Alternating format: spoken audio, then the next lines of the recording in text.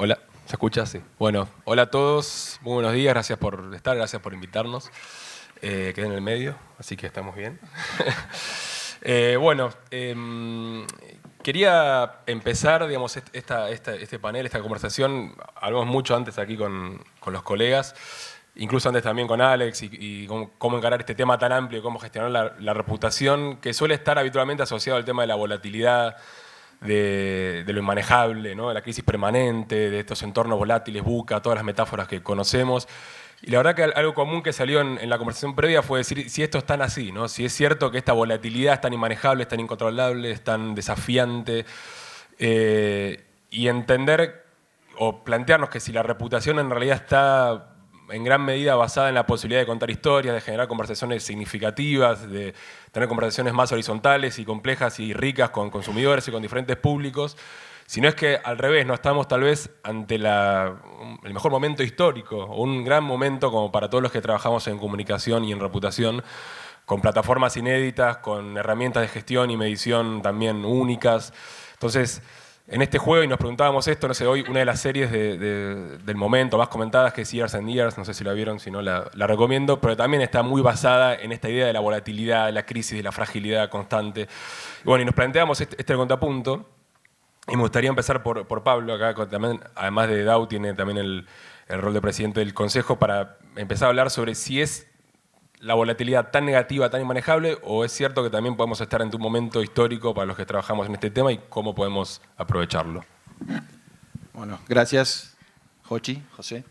Primero, gracias por la invitación a Forbes, y la verdad que es muy lindo ver esta mesa, como presentaban antes, tan diversa, porque representa de alguna manera lo que es nuestra, y acá con el sombrero del Consejo, ¿no? Representa la diversidad de nuestra profesión y la posibilidad de desarrollarnos en diferentes actividades y diferentes espacios.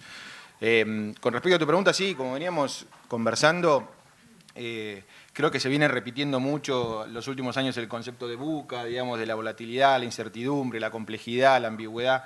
Y como bien decías, creo que hay que tener también una mirada mucho más optimista, quizás, ¿no? De pensar que más allá de la volatilidad siempre existió, digamos, siempre estuvo en los diferentes tiempos, digamos, o en momentos de guerra, o en momentos de paz, o en momentos de irrupción de nuevas tecnologías, etcétera, pero nunca como en este momento, como bien decías, tenemos tanta posibilidad de control, digamos, o tanta posibilidad de conocimiento como nunca existió, digamos, ¿no? Primero, conocer con quién estamos hablando, conocer nuestros públicos como nunca.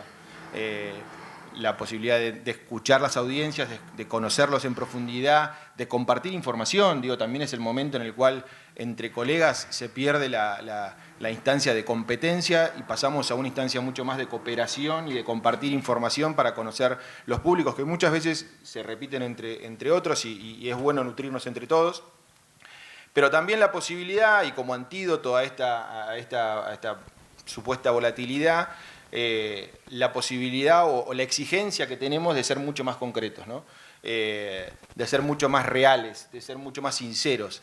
Ese sería el antídoto para eso. Hoy estas audiencias que pueden tener la posibilidad de conocer mucho mejor, nos exigen que primero esa complejidad se deje de lado, siendo mucho más simples, llanos y humanos, sobre todo. La tecnología como una herramienta en realidad, y volver o reforzar el concepto de que somos personas las que nos comunicamos y las que tenemos que trabajar a través del diálogo, y siempre a través de la sinceridad y la transparencia. Y sin duda, y siendo así volatilidad, incertidumbre, complejidad, y como último punto la ambigüedad, hoy la exigencia, y seguramente sea un punto que conversemos más en detalle después, es a evitar esta ambigüedad. Y por lo menos desde el lado nuestro, de quien representa instituciones, etcétera, la forma de poder contrarrestar eso es yendo hacia la verdad, ¿no?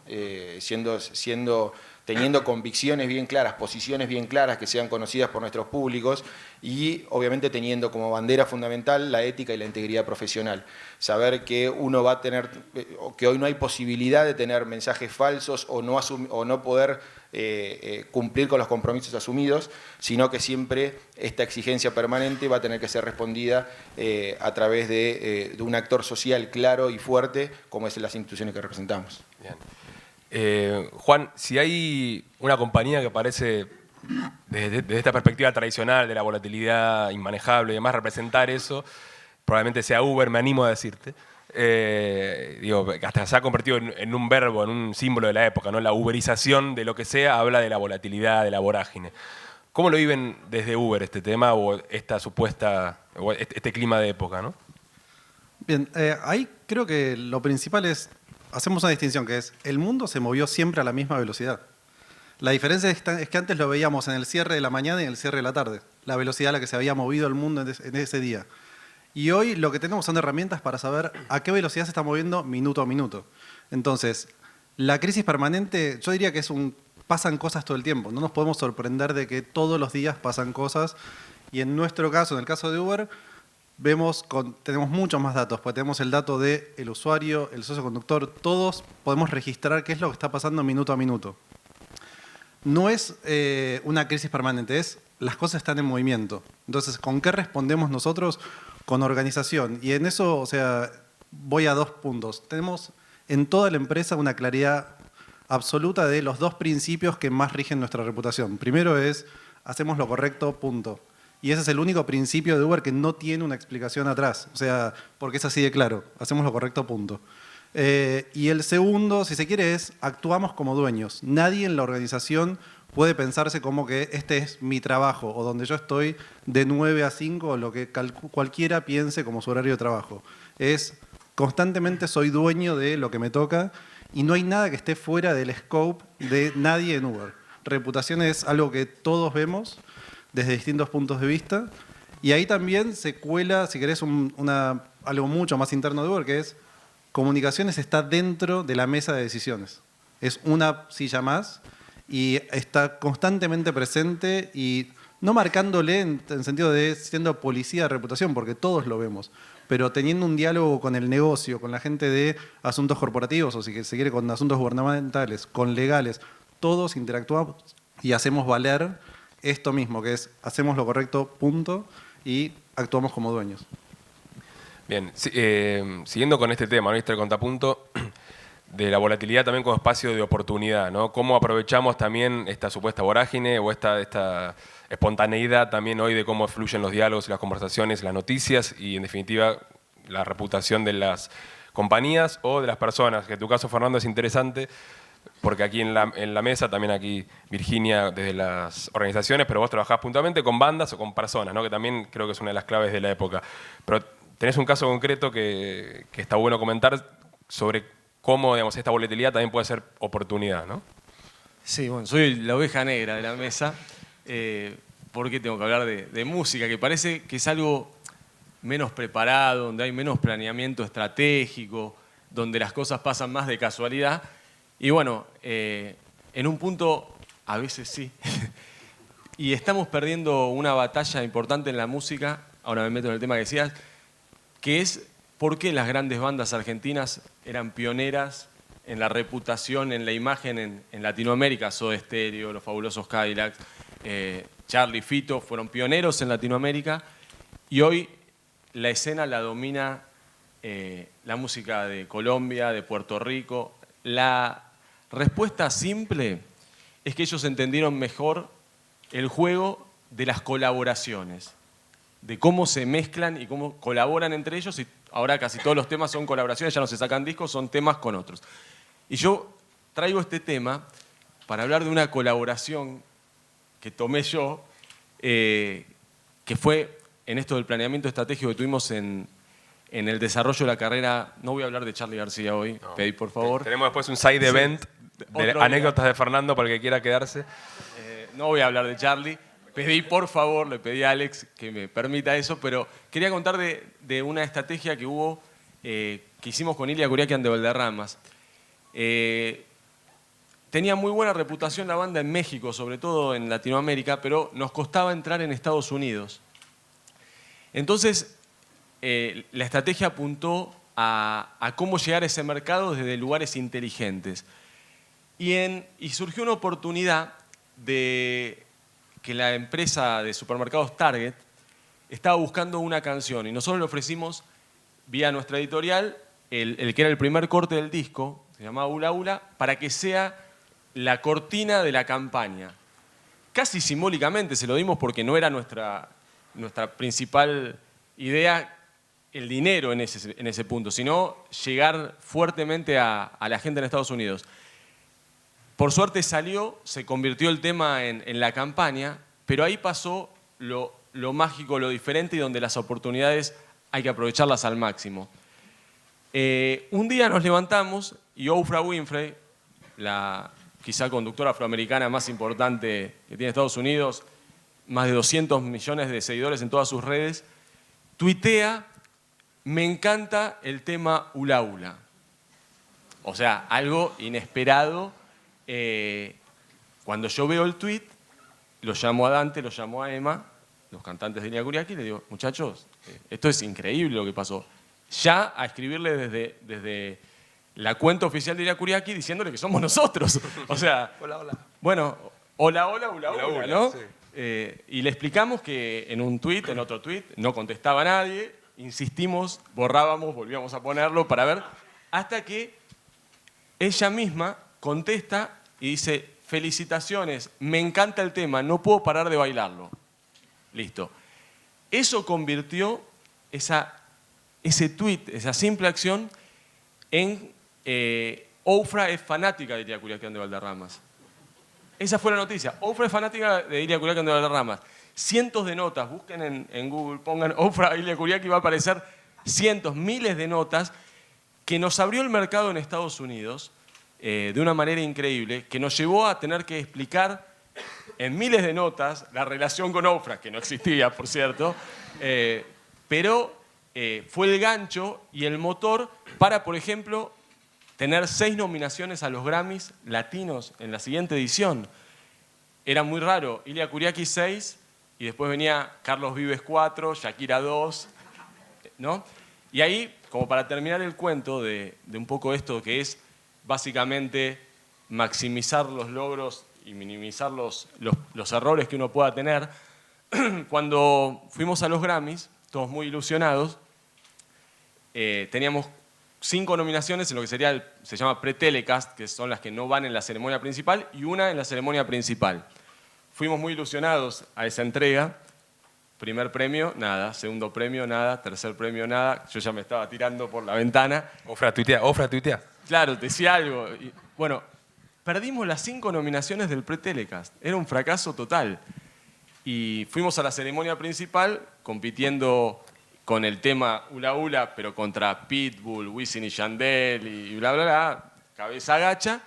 Y mágicamente, en la ceremonia principal, Ula Ula, mejor tema urbano, gana el Grammy.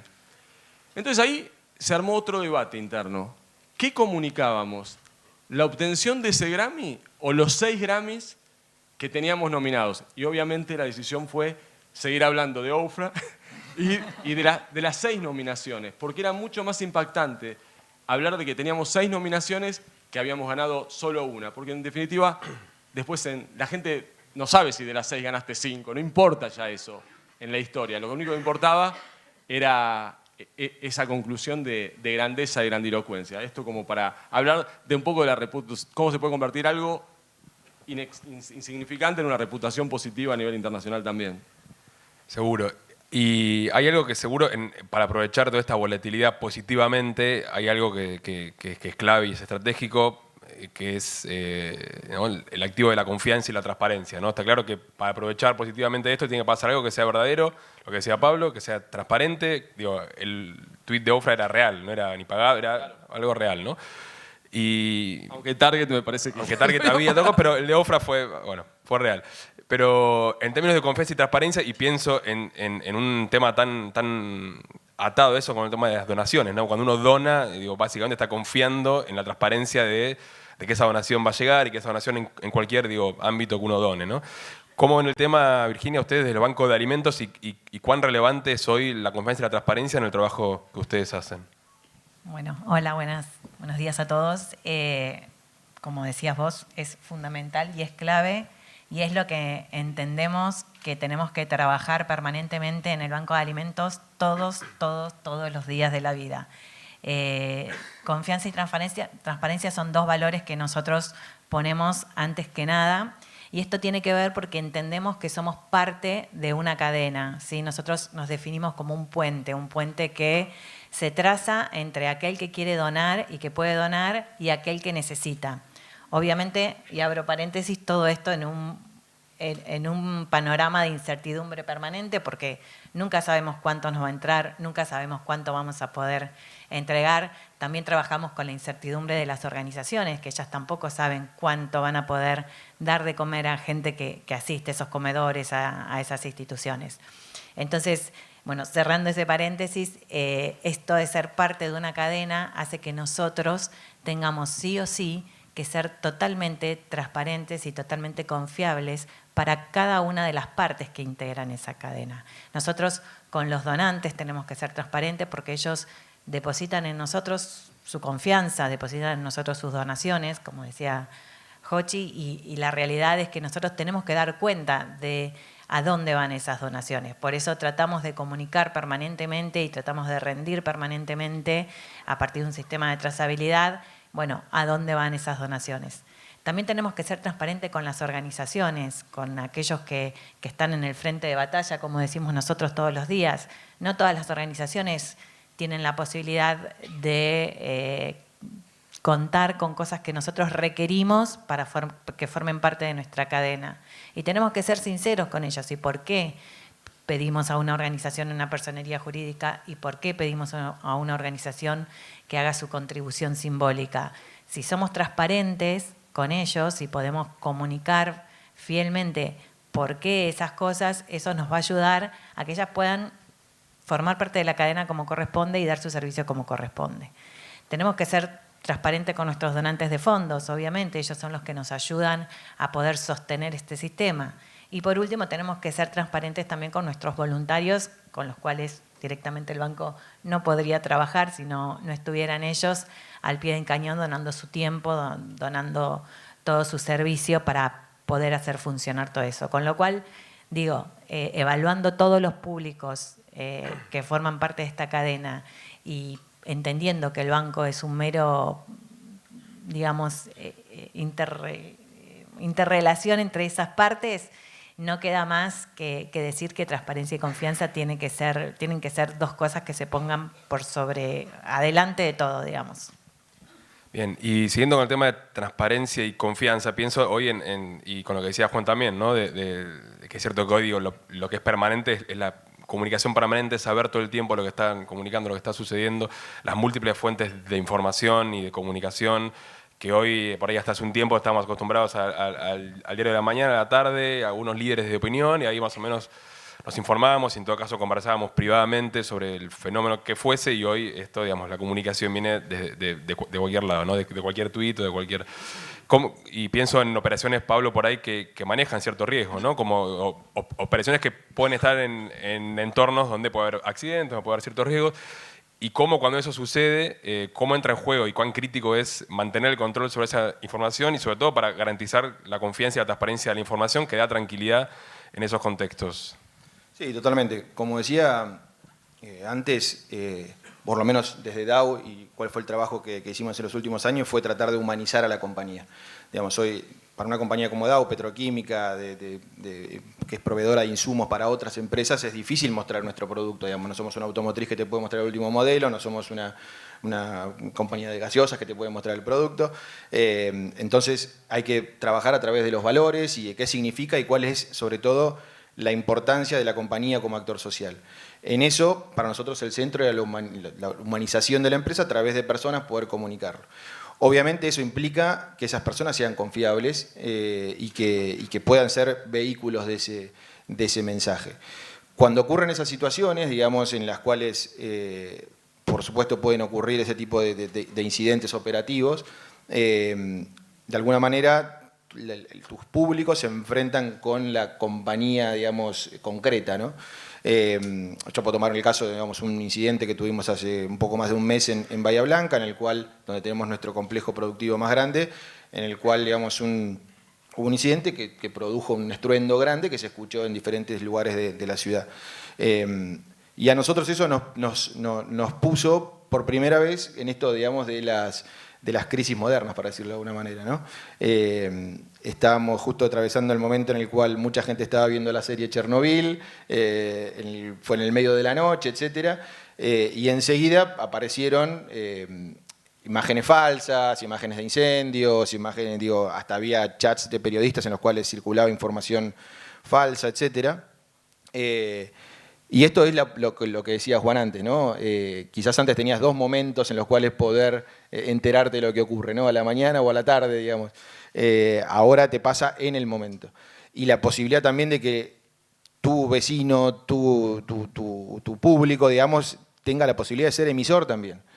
Con el riesgo que eso trae, ¿no? Con el riesgo de la desinformación que tantas veces discutimos. Y sin duda ahí se revalorizan los medios tradicionales, en los cuales, digo, no tienen la impunidad, digamos, del anonimato que puede tener un usuario de red social. Y nosotros, obviamente, también como compañía, siendo una institución o un actor social que puede dar su visión. Y, por ejemplo, tratar de llevar esa información real lo más pronto posible y tratar de explicar cómo se trabaja en una compañía, que en los cuales muchas veces los tiempos no son los mismos, digamos, en los cuales, no sé, por ejemplo, en un incidente operativo de este tipo, digo, uno no sabe a los 2 minutos qué fue lo que ocurrió o cuáles fueron las consecuencias, y quizás esos 2 minutos es una eternidad para tu público, pero vos necesitas justamente tomarte esos 2 minutos para poder dar una información certera que traiga tranquilidad. Pero eso obviamente uno no lo puede hacer si no hizo el trabajo previo, ¿no? Si no pudo ser esa fuente confiable que te va a decir, mira, puedo yo tomarme unos minutos más, pero te voy a estar informando con veracidad. Y obviamente después se va a estar desplegando una serie de acciones en las cuales también, digo, y esto es parte de nuestro trabajo cotidiano, sobre todo los que trabajamos en multinacionales, digamos, las diferentes visiones que puede tener el equipo local con la corporación, digamos, que no se ve de la misma manera, digamos, el que está en el frente de batalla y la trinchera con el que ve desde arriba lo que ocurre y quizás las visiones son diferentes y eso puede afectar el transcurrir del compartir información, ¿no? Pero sin duda, lo que uno tiene que tener siempre presente es el después, digamos, el momento de crisis puede ser complejo, complicado, pero uno después tiene que o seguir consolidando o reconstruir la relación con esos públicos.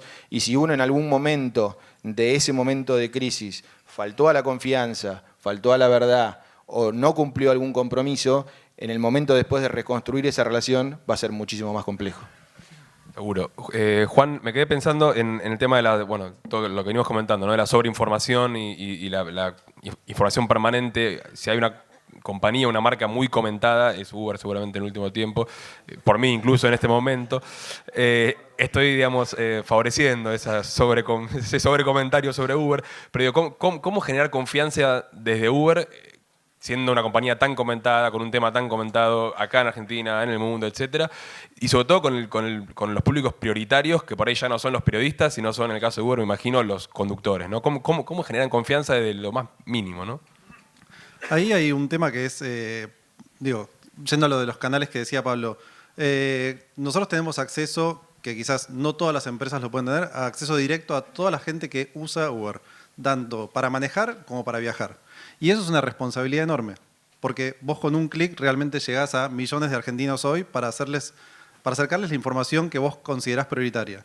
Y ahí, desde comunicaciones, pero también desde todo el equipo que lidera hoy Uber para Cono Sur, hemos logrado imponer como un criterio en lo que es el mail para uso más allá de lo que es el día a día de la operación, que es, y acá voy a parafrasear a alguien que es, o decís algo que merezca ser escrito o escribís algo que merezca ser leído. Si no tiene lugar en el mail, no lo pongas en el mail. O sea, usar espacio o usar centímetros o usar tiempo en el aire no tiene sentido si no vamos a decir nada. El año pasado había muchísimo ruido, y es lo que vos haces alusión, sobre si Uber operaba en la legalidad o no. Y eso siempre estuvo clarísimo para nosotros, para la justicia, pero en los medios, y esto lo digo con el mayor respeto a los medios que estaban realmente reportando una conversación que era válida, estaba mucho el conflicto y si era así o no. Y en eso tuvimos que rescatar qué es lo importante que necesitamos hoy que sepan socios, conductores y usuarios. Y sacamos un primer mail de una tanda el año pasado que el asunto era lo importante acerca de Uber. Y entre esas cosas hubo un titular o un subtítulo que era Uber tiene quit. Esto, o sea, si van para atrás, o sea, van a ver que tienen un mail para todos los que son usuarios acá, que estoy seguro que son la mayoría, o todos, que dice Uber tiene quit. Un periodista de esta casa, Lalo Zanoni, instantáneamente ve su mail, lo recorta en imágenes y postea en su Twitter que Uber tiene quit. Y esto por ahí Dow no tiene que aclarar que tiene quit, Forbes no tiene que aclarar que tiene quit, Banco de Alimentos tampoco. Uber, por alguna razón, parece que teníamos que aclarar que teníamos quit. Bueno, esa fue realmente de lo que se agarraron muchísimas personas en Twitter para empezar a comentar pero claro, o sea, esto se cae de maduro, que está bien, ¿no? Y lo mismo pasó cuando fuimos anunciantes de la AFA. Y lo mismo pasó cuando fuimos anunciantes en la tele, que fue, claro que Uber puede ser anunciante, claro que Uber puede ser sponsor digital de la selección. Uber tiene quit, Uber tiene todo lo que hay que tener. Pero es empezar a respetar esos canales, esos usuarios y también segmentar la información que se requiere tener. Poner en valor lo que cada persona quiere saber de la empresa con la que se está vinculando. Es una enorme responsabilidad la que tenemos por tener acceso a esa herramienta, pero también hay que aprovecharla y creo que vamos a un contexto donde todos vamos a tener que tener esa comunicación. Ya sea desde humanizar, que es lo que decía Pablo recién, pero también obviamente en Bahía Blanca seguro la comunicación fue muy distinta, o sea, por una cuestión de cercanía.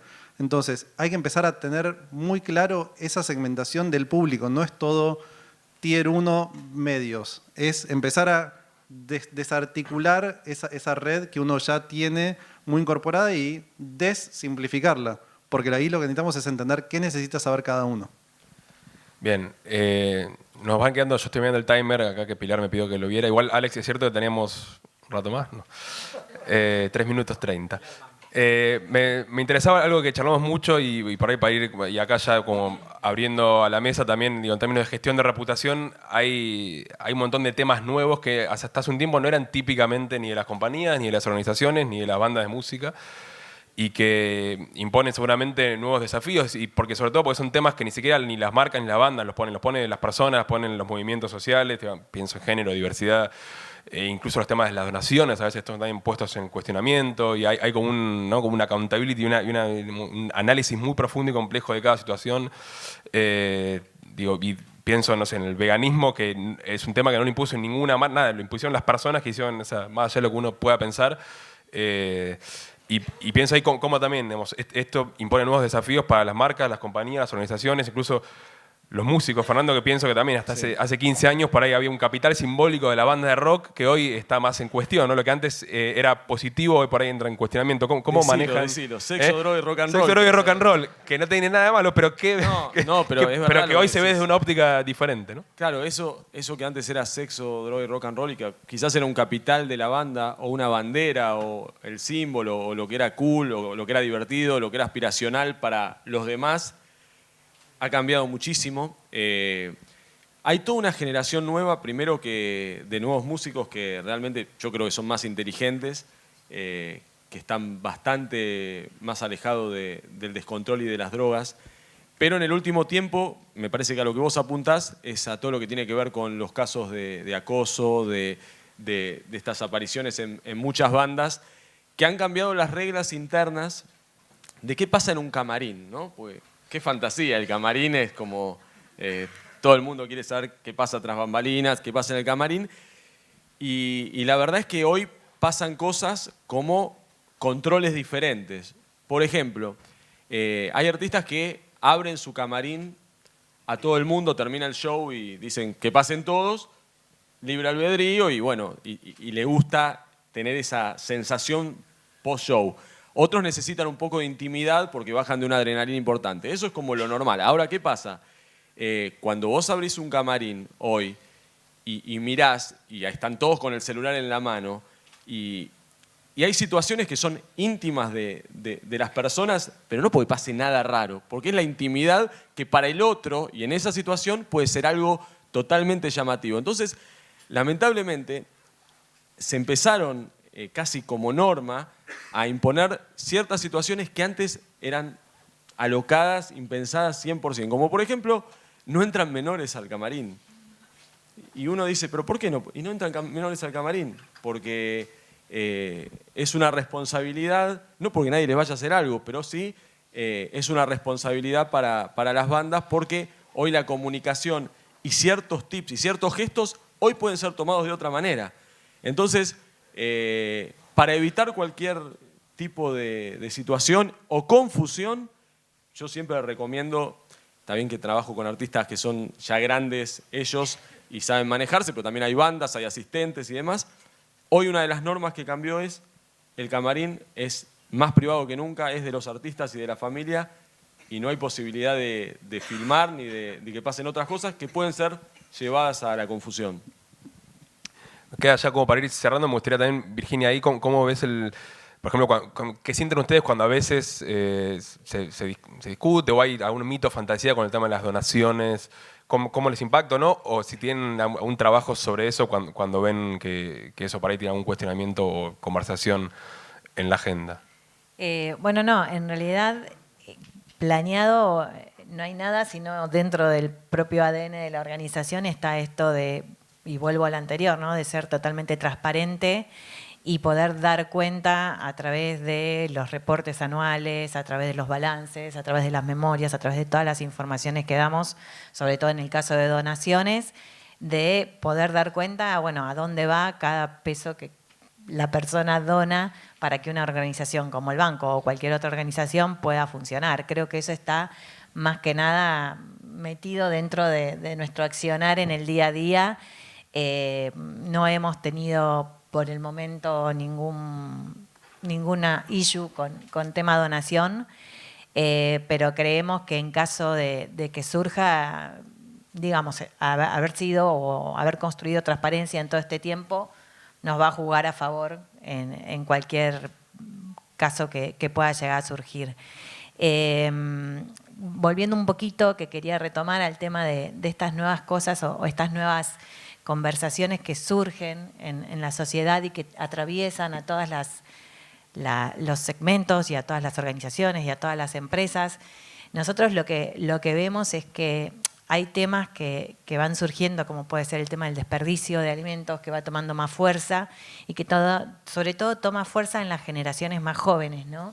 Y nos impacta ver, por ejemplo, y trabajamos mucho esto de empezar a trabajar con chicos, estas ideas que son ellos los propios transmisores, ¿sí? Que son las que los fomentan y demás, cómo eso apalanca en otras personas de otras edades, estas cosas que se van como naturalizando, ¿sí? Lo que antes pasaba en un camarín que ahora no pasa, o conversaciones que antes no existían y que ahora empiezan a existir y que empiezan a existir entre los más chiquitos, y bueno, por ahí apalancarnos en esas cosas y poder construir y potenciar a partir de eso. No sé, me parecía que era como algo al que todos tenemos que estar atentos, ¿no?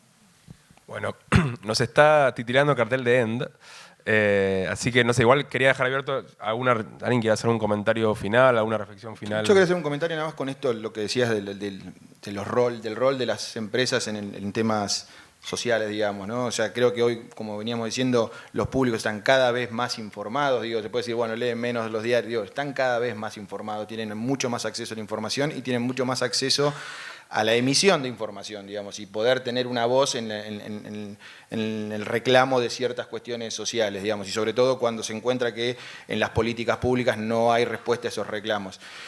Y sin duda, así como se le exige a otras instituciones, o se le puede exigir a un influencer o a una entidad, o una institución, o hasta un jugador de fútbol que tenga algún tipo de rol, obviamente a las compañías también se les exige que tenga una visión, una posición clara como actor social relevante. Y en ese sentido es donde, al haber esta ebullición por temas, por ejemplo, de respeto del medio ambiente o cuestiones, obviamente, de diversidad, si una compañía no tiene una posición clara al respecto, pierde esa credibilidad y, por el contrario, digamos, al tener esa posición bien fuerte, no solo va a tener mucho más una marca mucho más fuerte, no solo para sus clientes, sino para su público, sino también, obviamente, para sus propios empleados.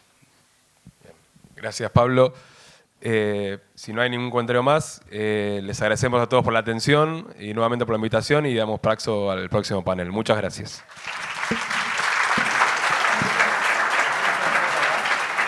Bueno, muchas gracias.